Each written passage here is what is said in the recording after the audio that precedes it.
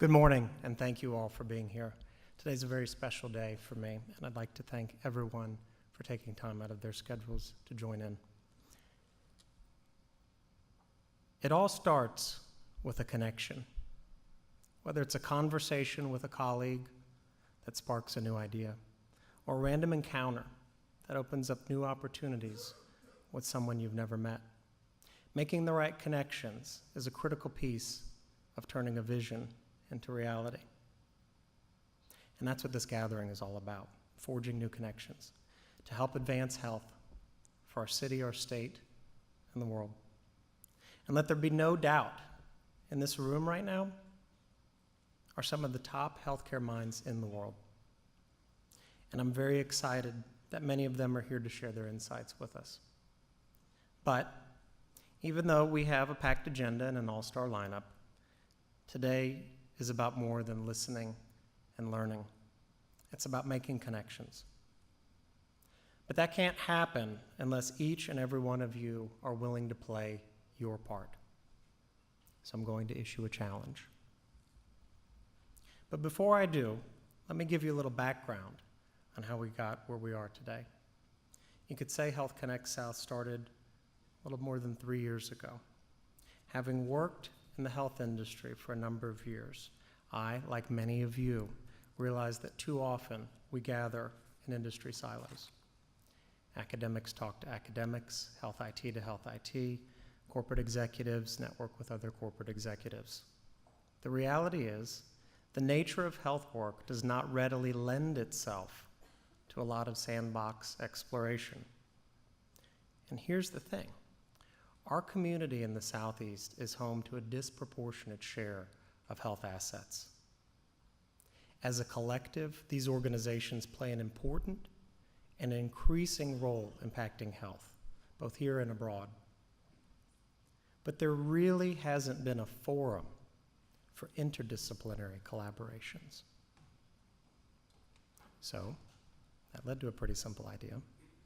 Let's create a platform where the leaders and innovators of health in our community can seize on new and innovative collaborations. So I started talking to a few people, and those conversations led to more conversations, which led to a solid group of people who shared this vision. But as they say, a vision is just a vision without a plan. So with no money, no staff, nothing but an idea, we set out to create Health Connect South. And what happened next was nothing short of amazing. As we started building, people wanted to get involved, and not just passively. People were willing to donate time, money, expertise to help make this vision a reality. And thanks to the hard work and generosity of hundreds of people, companies, and you, we've arrived here today. But this is just the beginning. What happens next is up to you. Which brings me back to my challenge. As I said before, you're sitting among the leading minds in health today. Each and every one of you are here because you're actively involved in shaping the future of health. So take a minute and think to yourself, how can I help make connections for people I meet today? What can I offer the researchers, the entrepreneurs, the students, the executives, and the professionals that I meet today? Perhaps it's a simple introduction to a colleague. Perhaps it's a meeting to collaborate on a new idea. It could be anything. I want each of you to think of what you can do to help forge a connection. Got it? Now I challenge each of you to help us advance the Southeast's role in the future of health. I challenge you to help us to form a gateway between these industry silos. I challenge you to help us to discover and sustain unique and meaningful partnership opportunities in health. Throughout the day, our speakers will tell you about their work and identify their biggest needs and challenges. And I ask you to do the same. I ask that you think deeply about your biggest needs and challenges. Then I ask that you connect with people today who can help you to address those needs and connect them with the people whose needs you can address. Begin to have collaborative conversations today and continue them long after you leave today's event.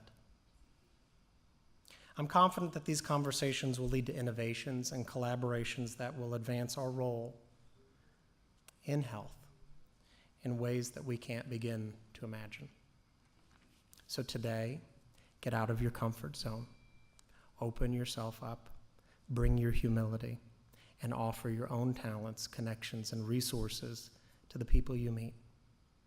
If each and every one of us does that, I have no doubt that we will be successful in advancing health together. And what happens next is up to you, but it all starts with a connection.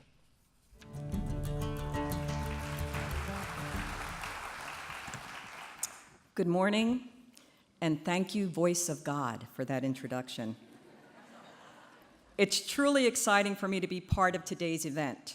I'm honored to be on this stage, and more importantly, on the board of directors for Health Connect South. One question that may be out there, some thought bubble, is why is Coca-Cola working with and supportive of Health Connect South? Well, I'm glad you asked. When you work at Coca-Cola, as I have for the past 10 years, you become very aware of the company's history, its legacy, its connectivity, especially here in Atlanta. Coke has always helped bring people together to stimulate creativity, solutions, and results, and we've been doing this for a very long time. For example, we're here in the Woodruff Arts Center, named to honor Robert W. Woodruff, a late chairman of my company and a major benefactor in building this landmark complex and many others, including but not limited to one of the most important institutions in our city as well as the world, the Centers for Disease Control and Prevention. CDC has its main campus on land donated in the 1940s by Mr. Woodruff. He supported the CDC because he was concerned about a malaria outbreak in South Georgia, and Washington, D.C. was just a bit too far. The community was in need, and more importantly, Mr. Woodruff believed there was no single go-to place when it concerned health. Building capacity, sharing knowledge, fellowship, supporting education, fostering interdependency and connectivity to advance health and well-being were important then to the Coca-Cola Company and remain core values to our company today. Coca-Cola believes we can do well by doing good in every community we serve. Our business is global, but intensely local. And we know that for Coke to thrive, we need both our workforce and the people we touch to thrive. They are us, and we care deeply about our local ties. To that end, many of our associates and consumers live in countries and communities far different from what we know, often in places where clean water and good business opportunities are exceptions rather than the norm. Our people work in communities that face serious health challenges, from infectious disease threats, need I mention the Ebola crisis in Africa, to non-communicable diseases. That means we have intense interest in finding ways to make our business sustainable everywhere in the world. And with the diversity of markets, we know one size does not fit all. So our sustainability framework revolves around 3 priorities: women, water, and well-being. All 3 are aligned and connect either directly or indirectly to health.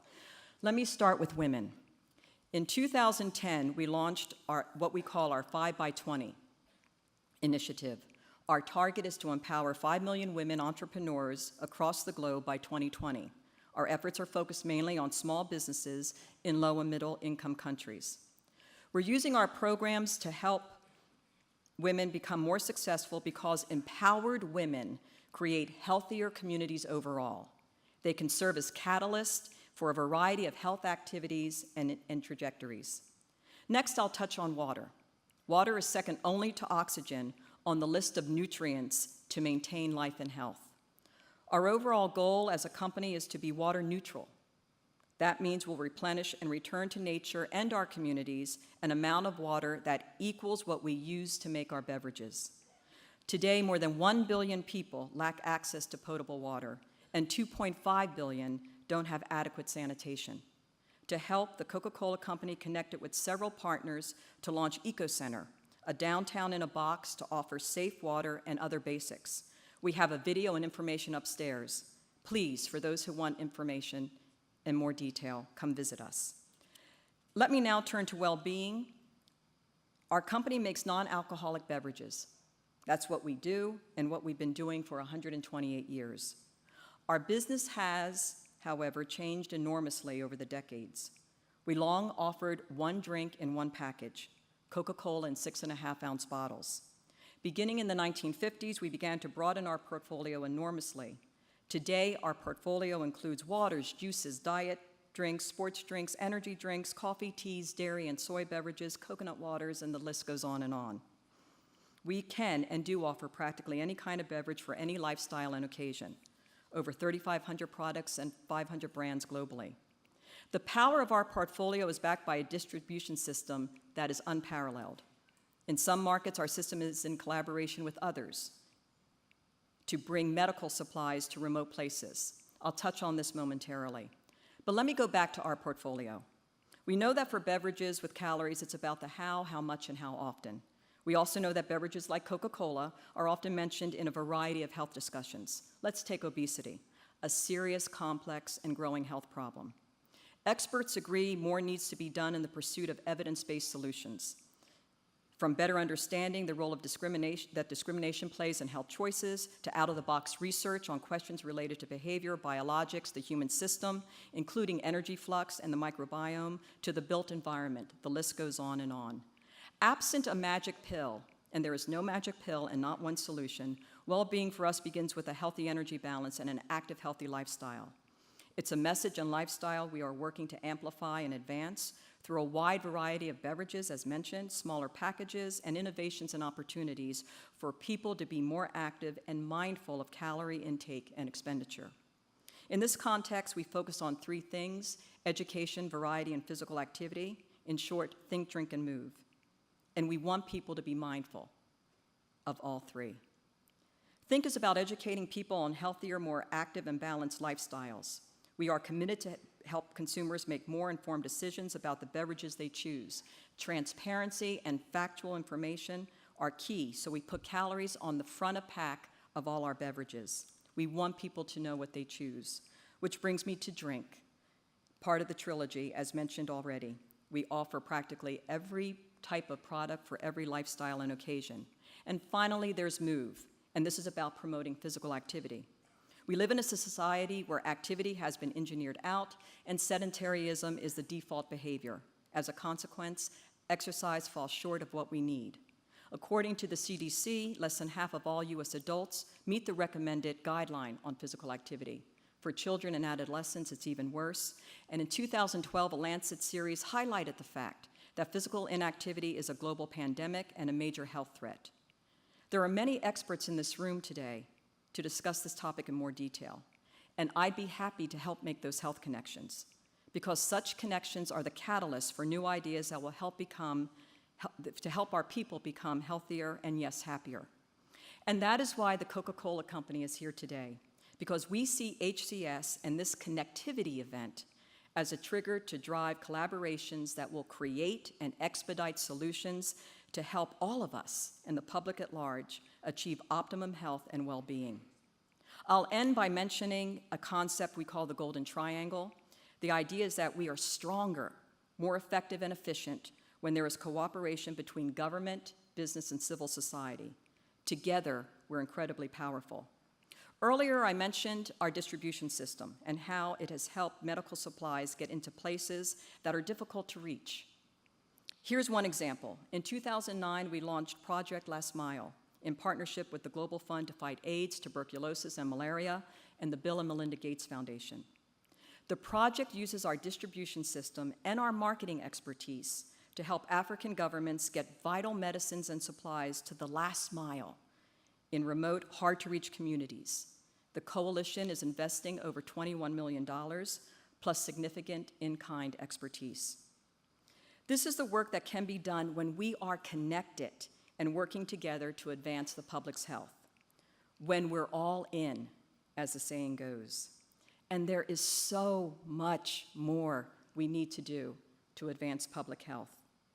So, at Coca-Cola, we're all in, just as we have been for the last 130 years.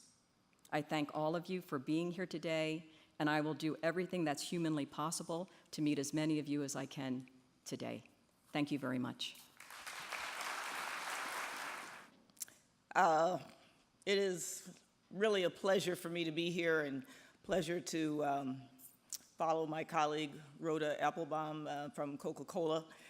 And it's wonderful to be part of this incredible first convening of Health Connect South. It's also an even greater pleasure for me to not be following David Satcher, who is going to speak next. He's a hard act to follow, so I'm much happier being his warm-up act. But this really is an exciting meeting because it convenes a really powerful group of partners and stakeholders to discuss what I think is an incredibly powerful notion: building healthier communities, not only here in Atlanta, not only in the nation, but also around the world. Now, CARE is very involved as a global organization, as you know. For nearly 7 decades, CARE has had the honor of making an impact on the lives of people across the globe.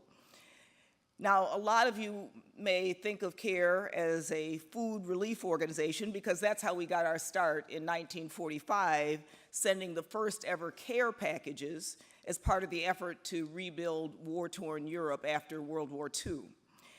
Now, over time, CARE has evolved as an organization, going from simply meeting people's basic human needs to really working to create long-term change and build healthy and resilient communities around the world.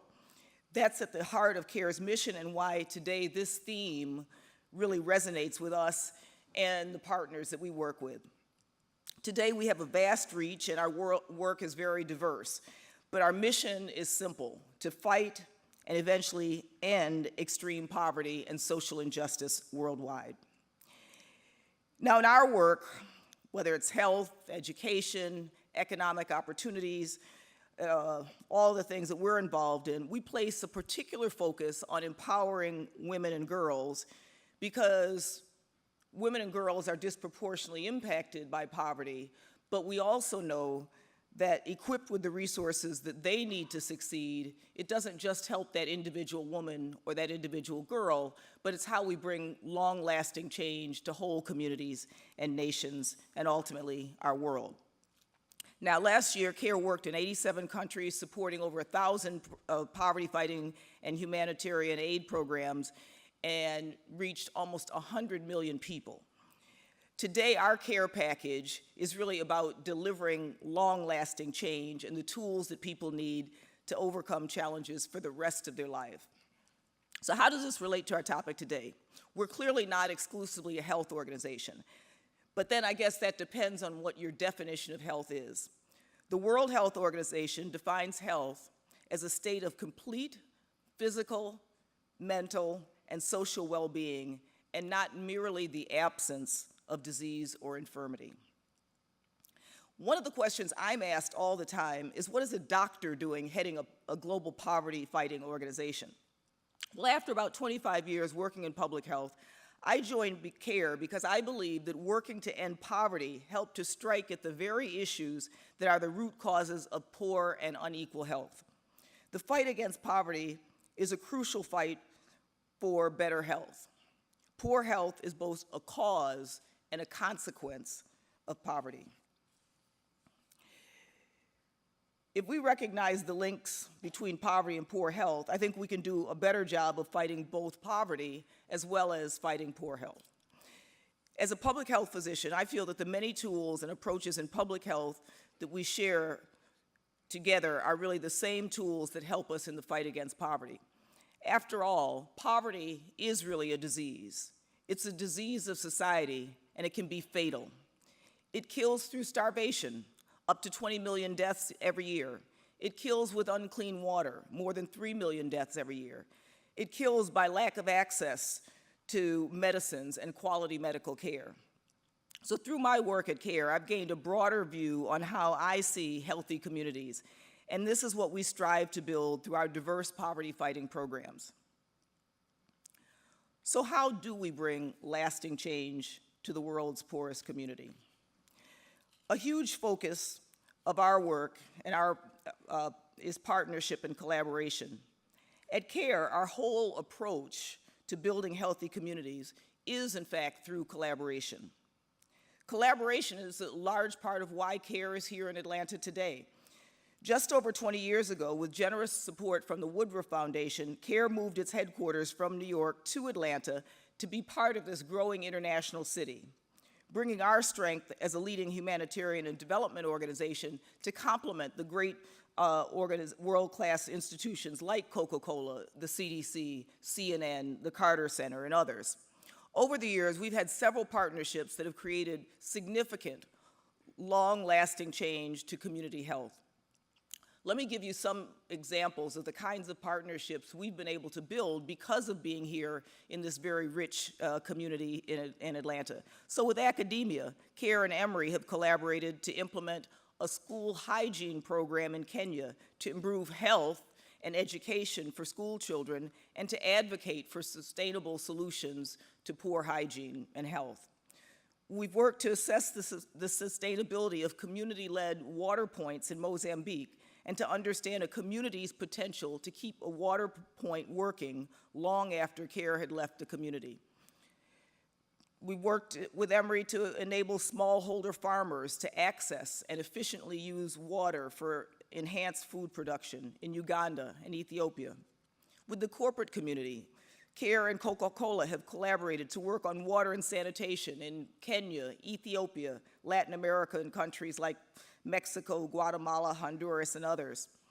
And with UPS, CARE has collaborated to deliver faster humanitarian aid through improved supply chain logistics and management. And with government, with a generous grant from the Woodruff Foundation, CARE and the Centers for Disease Control created a sustainable partnership to fund 9 collaborative projects in Africa and Central and South America focused on HIV and maternal health.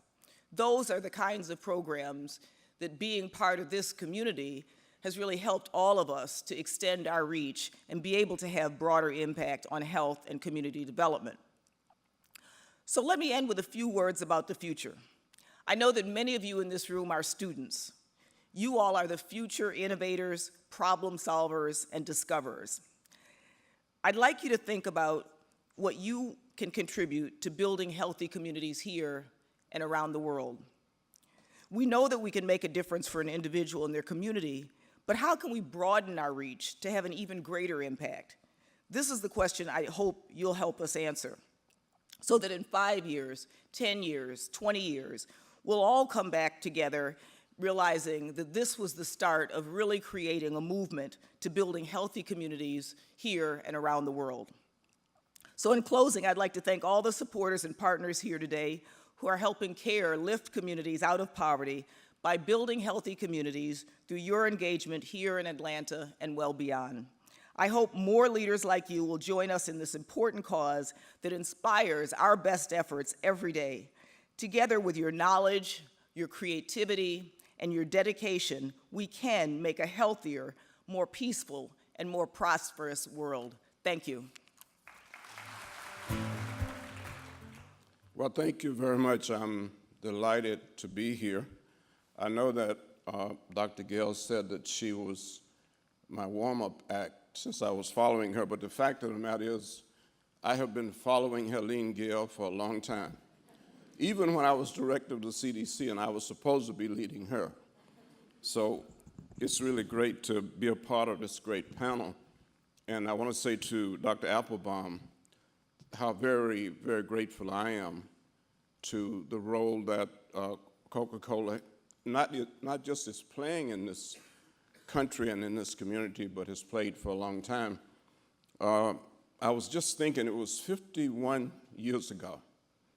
I was a senior student at Morehouse College, and at the time I was head of the student sit-in movement.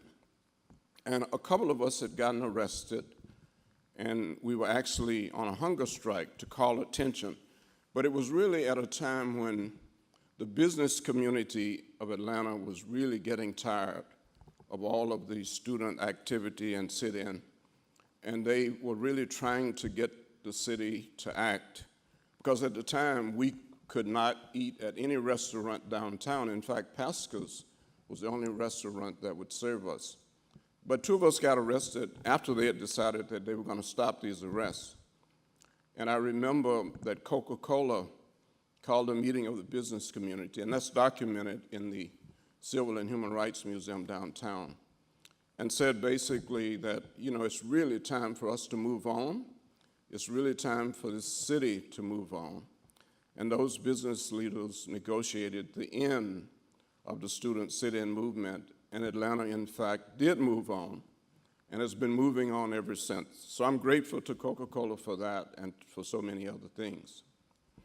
Well, this is a very important meeting, and I want to express my appreciation to Health Connect South for its leadership in bringing us together.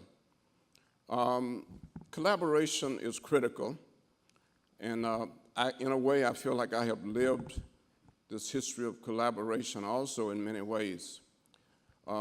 My favorite definition of public health is that public health is the collective actions of a society to create the conditions in which people can be healthy.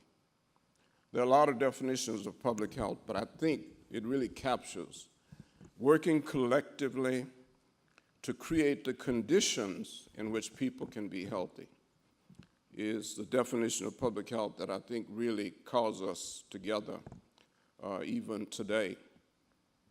Public health is in a way the sort of the pivotal edge of not just solving problems like Ebola and polio and others, but of keeping people healthy and of advancing the health of people, promoting health. So I'm very pleased that I've had the opportunity to work in public health for many years as director of the CDC and in Washington as Surgeon General and Assistant Secretary for Health. But since that time, and now directing a Health Leadership Institute that's really based on preparing young people and others to collaborate in solving problems in the community. Now, you may be unaware that this year is a very special year. It is actually the 50th anniversary of the first ever Surgeon General's report.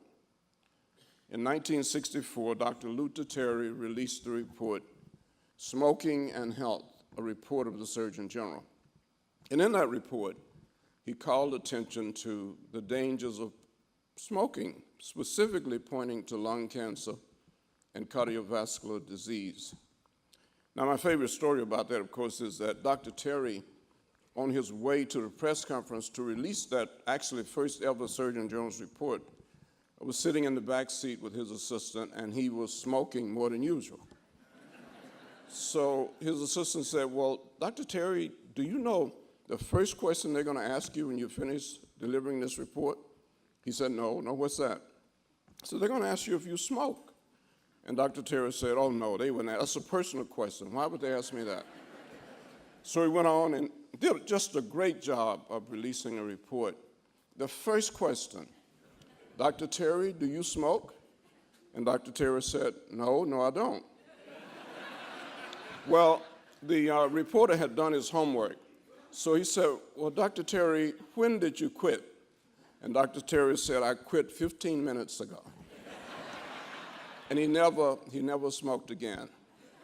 In fact, his son, Michael, likes to tell the story of how his dad walked around the rest of his life with a lapel pin saying, thank you for not smoking. And I tell that story because I think Dr. Terry was such an effective leader in getting us started on this long campaign to end smoking, in part because he knew what it was like to be addicted to nicotine. And he knew what it was like to have to quit or to even want to quit. And some people want to quit and can't.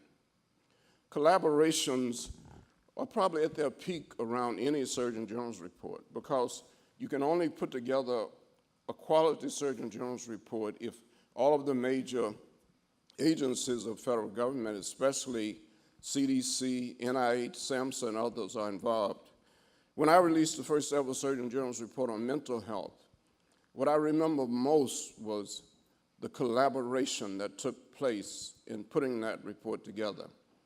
And it was a collaboration of people who really cared about the health of the American people, starting with our children, and a topic that had been ignored, and a topic that was filled with stigma, mental health and mental illness. But it was a collaboration.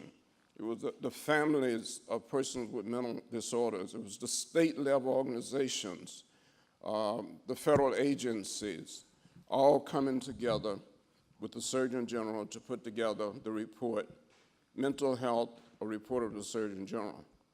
It was a collaboration at its best. And then later, in fact, just a few years ago, I had an opportunity to work with the World Health Organization in the whole area of social determinants of health, which had never really been dealt with by the World Health Organization. And the World Health Organization had announced the goal of health equity in this generation. And so they wanted us to investigate the role of social determinants of health. And a group of us, 24 from countries throughout the world, traveled all over the world looking at how social determinants were playing out in the lives of people. Poverty, as Dr. Gale discussed. Education, beginning with Chile, where they had decided to make education, quality education, available to all of its children, starting at 3 months of age. And why? So that teenage mothers would be able to finish school. And it went on, but it included models of good nutrition and physical activity. And Chile now, of course, can show that they have reduced the cost of health care. They have reduced the cost of incarceration because they invested in education. We saw a lot of examples, and I don't have time to go into detail of all of them, but they were examples of people struggling with social determinants. We saw some problems in the largest slum in the world, in Kenya, where AIDS was running rampant. We saw a country that was getting ready to invest in a major hospital, but had not invested in running water for that slum. Social determinants of health are really critical. And in our report, we said they were more important than health care, the social determinants of health. What are they? Social determinants of health are the conditions in which people are born, in which they grow, in which they learn, in which they work, in which they age. They are education and income and poverty. And unless we address the social determinants of health, and we can only do that collaboratively, we cannot succeed. Well, let me end by saying a word about the Satcher Health Leadership Institute at the Morehouse School of Medicine. And you're going to hear later from our new president, we've just inaugurated as our 6th president, Dr. Valerie Montgomery Rice. And it was a great inaugural weekend. I hope you had a chance to take advantage of some of it.